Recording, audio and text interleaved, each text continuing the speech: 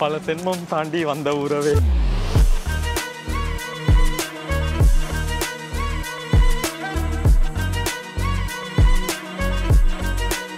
மாதம்பட்டி ரங்கராஜ் மேல costume டிசைனரான Joy Crizildaa Chennai ஹைகோர்ட்ல ரொம்பவே அதிர்ச்சி கொடுக்கக்கூடிய குற்றச்சாட்டுகளை முன்வச்சாங்க.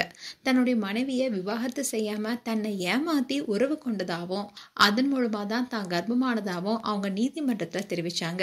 இதை தொடர்ந்து மாதம்பட்டிக்கு பர்த்டே சர்ப்ரைஸ் கொடுத்த வீடியோவை ஷேர் பண்ணியிருக்காங்க. அதுல உங்களுடைய வேண்டுகோளின்படி இப்போ இந்த வீடியோவை ஷேர் பண்றேன்னு 2 பார்ட்டா ஃபுல் வீடியோவை ஷேர் பண்ணியிருக்காங்க. இந்த வீடியோ தான் இப்போ வைரல் ஆயிட்டு வருது. மாதம்பட்டி ரங்கராஜுடைய நிறுவனம் வழக்க தொடர்ந்தாங்க. சோசியல் மீடியால ஜாய் கிறிசல்டா அவதூறான கருத்துக்களை பதிவிட்டு நிறுவனத்துடைய நற்பெயருக்கு களங்கம் ஏற்படுத்துவதா அந்த நிறுவனம் குற்றம் சாட்டியிருக்காங்க. இதுக்கு பதிலளிக்கிற விதமா ஜாய் கிறிசல்டா என்னுடைய போஸ்ட் எல்லாமே தனிப்பட்ட விமர்சனங்கள்னோ ரங்கராஜுடைய செயல்ல இருந்து நிறுவனத்தை பாதுகாக்க தான் இந்த வழக்கு தொடரப்பட்டிருக்குன்னு அவங்க தரப்புல வாதிட்டாங்க. ஜாய் கிறிசல்டா அவங்களுடைய மூத்த வழக்கறிஞர் எஸ் பிரபாகரன் மூலமா நீதிமன்றத்துல அளித்த வாக்குமூலத்துல என்ன சொல்லியிருக்காங்கன்னா, ரங்கராஜ் தன்னுடைய மனைவிகிட்ட இருந்து சட்டப்பூர்வமா பிரிந்து விட்டதா சொல்லி தான் கூட பழக தொடங்கியதா தெரிவிச்சிருக்காங்க. 2023 ஜூலை மாசம் தான் பொதுவான ஒரு நண்பர் மூலமா 2 பேருமே சந்தித்ததாகவும், அப்போ ரங்கராஜ் நான் தனிமையில தான் வாழ்றனோ ஜாயை திருமணம் செய்ய விரும்புவதாகவும் அவர் சொன்னதா தெரிவிச்சிருக்காங்க.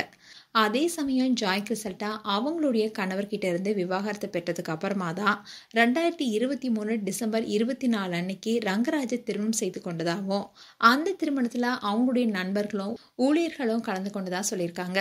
திருமணத்துக்கு அப்புறமா ரங்கராஜ் தன்னை 2 முறை கட்டாயப்படுத்தி கருக்கலைப்பு செய்ய வச்சதா ஜாய் சொல்லியிருக்காங்க.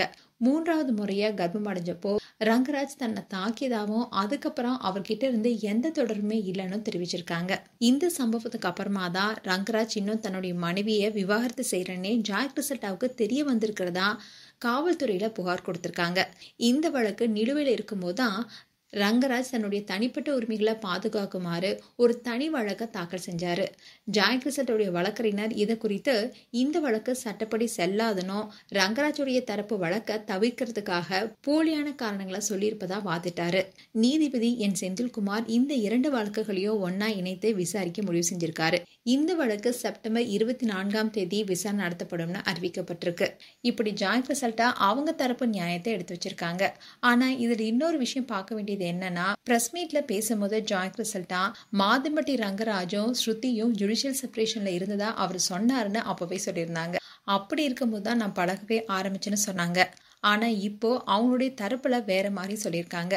அதே சமயம் மாதம்பட்டி ரங்கராஜ் மேடையும் நிறையவே தப்பு இருக்கு. முதல் மனைவி ஸ்ருதி இருக்கும் போதே இன்னொரு பெண்ணை திருமணம் செய்து ஏமாற்றி இருக்காரு.